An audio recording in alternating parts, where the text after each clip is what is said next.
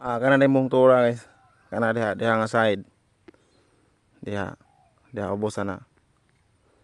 Na diha na ko ikuha ako ang tubig. Ipadagan ako diri ana. Nga di padong. Layo-layo siya na sa mga kuan. Kini ka mao ni kaubanan ni house duha ni ka house ang nagdaga ini. So ang kuan diha ni guys ang tawag ning kuan ang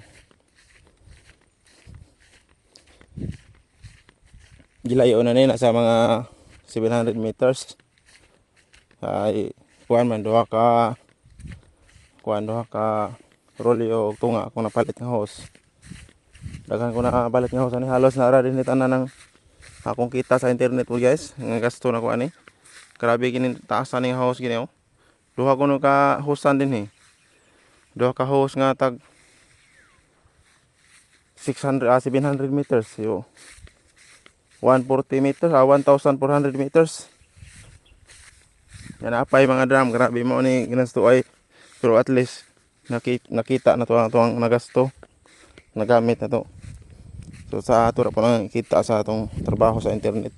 So kani mao ni siya ay gamunon nga pispan. Ako nang nabuhian og pispan guys. Wala na ako natiwas og kuan. Wala ako na padayon ni og buhi. Karon ako ning padayon og buhi akong gisolbi. Kaya na magudi buslot karon na semento naman nato na. So padayon lang ang gamito na to nga tubig. Katong gikan nga among gikuha nga hose kay maora may makuan diri wa may laing tubig diri. Pakita sa inyo guys ang tubig.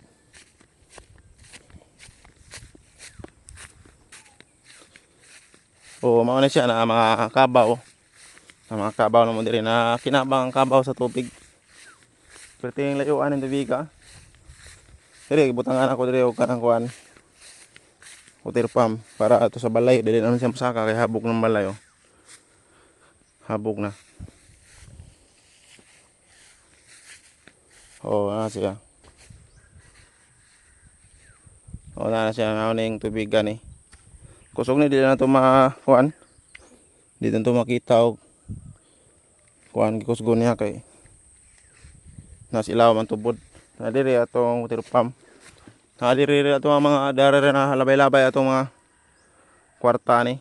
Pero at least napakinabangan ato ang nagasto na ni. So dugay po kung ginasto ay po na ni guys. So at least nakinabangan ato.